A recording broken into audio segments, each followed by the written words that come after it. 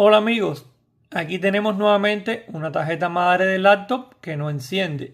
Cuando le damos al botón de encendido lo pueden comprobar. ¿Qué es lo primero que vamos a hacer? Lo mismo que hacemos en videos anteriores. Multímetro en escala de voltios, punta negra a tierra y medir el conector de alimentación principal.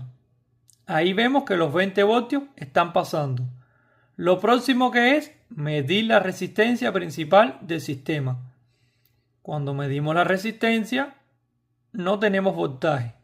¿Qué debemos hacer ahora? Regresar hacia uno de los MOSFET de alimentación principal. En este caso, el primer MOSFET. ¿Qué vamos a medir? Su drenador. Cuando medimos el drenador, ven, tenemos 20 voltios. ¿Qué sabemos de videos anteriores? Que para que esos 20 voltios conduzcan hacia el surtidor, en el gate tenemos que tener un voltaje superior a esos 20 voltios, normalmente 25. Cuando vamos al gate, no tenemos ningún voltaje. Medimos el surtidor y obvio, tampoco tenemos nada. Ya saben de videos anteriores que ese voltaje de 25 voltios es enviado por el controlador de carga de batería.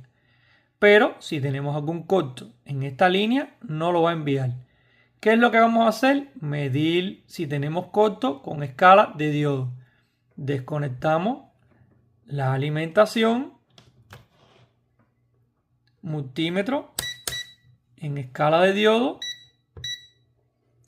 En este momento invertimos las puntas, punta roja a tierra, medimos la resistencia de sensado. Recuerden, debe darnos aproximadamente 400 milivoltios. 479, no tenemos corto. Vamos en cualquier orden a medir entre drenador y surtidor. En el primer MOSFET de entrada vemos que no conduce y ahora cuando invertimos las puntas debe conducirnos. Y como ven, está conduciendo. Ahora, ¿qué medimos entre surtidor y gate? Recuerden, cualquier orden de punta, lo que en una orientación debe conducir y en la otra no. Nos paramos aquí, un pin en el surtidor y otro en el gate. No conduce y ahora vamos a invertir las puntas.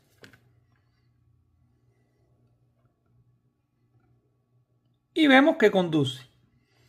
Ya sabemos en este momento que no tenemos corto ni en los MOSFET ni en la resistencia principal del sistema. Nos están faltando los 25 voltios en el gate.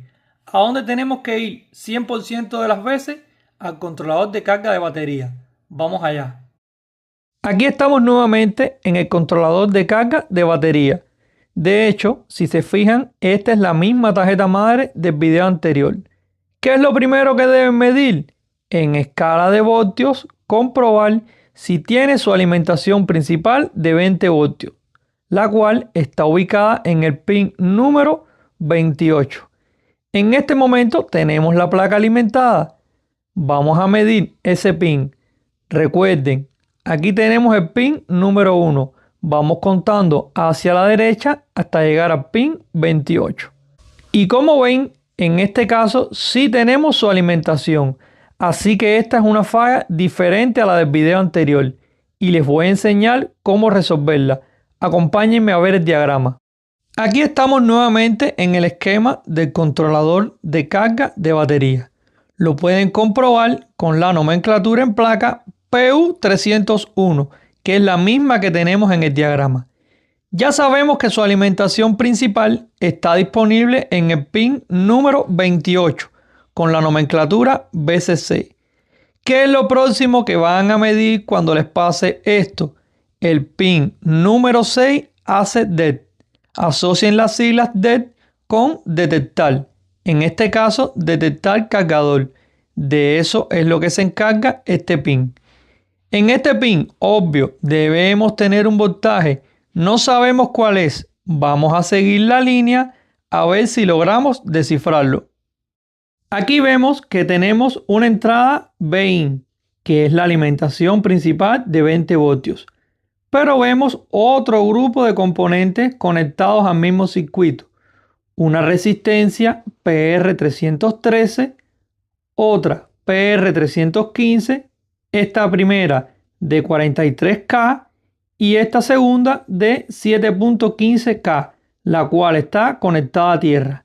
Recuerden, en este diagrama el fabricante decidió utilizar la figura de triángulo, pero en muchos otros diagramas se encontrarán la tierra como un grupo de barras paralelas que una al lado de otra van disminuyendo en tamaño. Y tenemos también un capacitor. Siempre lo pueden identificar con la nomenclatura C en su segunda letra y dos barras paralelas del mismo tamaño. En este caso, P de power, una línea de alimentación principal, C de capacitor y 309 es el número que el fabricante decidió ponerle. Ahora vamos a alimentar la placa para medir el pin número 6 y ver qué voltaje tenemos en el mismo. Aquí tenemos ya la placa alimentada. Vamos a medir el pin número 6 para ver si tenemos ahí algún tipo de voltaje. Vamos contando hacia la derecha y cuando medimos tenemos un voltaje de 1,299. Pero en el diagrama no nos decía exactamente qué voltaje debíamos tener. Sí lográbamos apreciar que entraban 20 voltios pasando por un circuito algo complejo, por lo que no sabemos si ese 1,299 está correcto. Entonces debemos buscar el esquema específico de este componente. Vamos a Google y buscamos BQ24780S para ver si nos arroja algún dato. Aquí estamos en el esquema del BQ24780S. Lo que vamos a hacer es buscar alguna imagen que nos diga cómo funciona cada pin. Aquí tenemos la imagen del integrado y efectivamente el pin ACD se corresponde al número 6. Seguimos bajando y en esta tabla nos explica las funciones de cada pin. De forma resumida, el pin número 6 se encarga de la detección del cargador y como requisito fundamental necesita tener un voltaje superior a 2.4 voltios para funcionar correctamente y liberar otra señal de nombre ACO que luego vamos a ver. Si recuerdan, cuando lo medimos teníamos 1,299 voltios solamente y esta es la razón de por qué no está funcionando bien. Vamos de nuevo a revisar la placa y el esquema para ver qué está causando que el voltaje no llegue a menos a 2.4 voltios. Aquí estamos nuevamente en el esquema. Vamos a centrarnos en el pin número 6 ACD. Recuerden que teníamos un voltaje de 1,299 y el esquema del integrado nos dice que debemos tener más de 2.4 voltios. Vamos a interpretar este circuito. Aquí vemos la línea BIN, de la cual siempre vienen los 20 voltios del cargador y pasa primeramente por una resistencia que provocará una caída de tensión.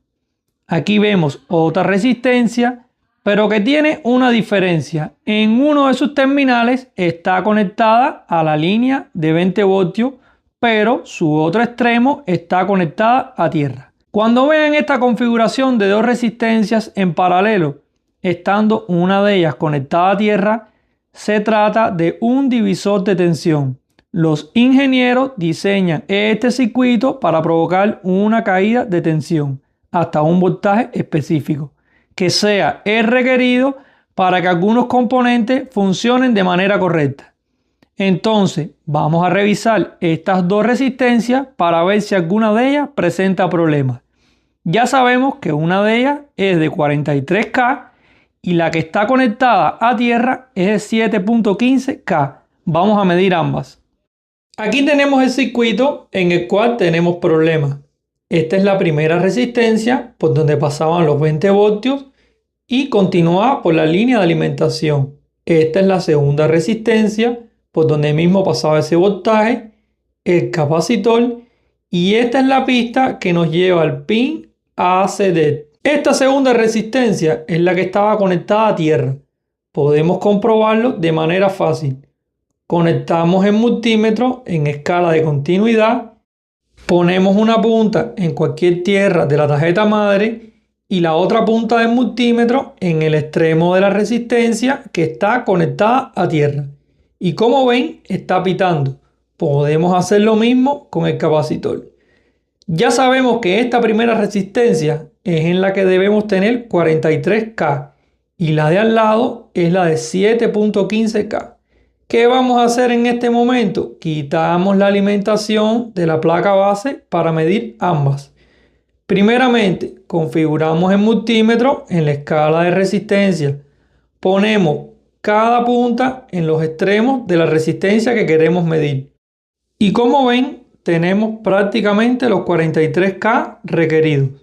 Vamos entonces a medir la segunda resistencia, que recuerden debe ser de 7.15K. Y como ven, señores, ya aquí tenemos un problema. Nos está marcando aproximadamente 3K.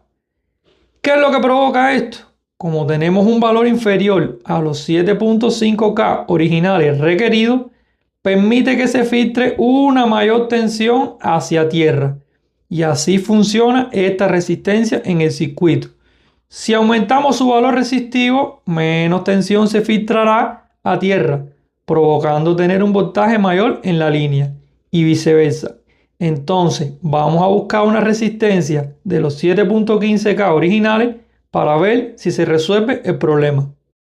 Y bien, señores, ya realizamos el cambio de la resistencia por una del valor original. Ponemos el multímetro en escala de ohms para comprobar todo. Vamos a medir la primera resistencia, que era la que no presentaba problemas y que era de 43K.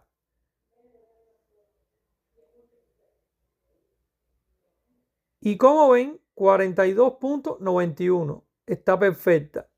Y esta de en medio es la resistencia que nos estaba dando un valor muy por debajo del original, provocando una caída de tensión que provocaba que no llegasen los 2.4 requeridos al pin número 6 a ceder. Vamos a medir la resistencia, que debe ser en un principio de 7.15K según el esquemático.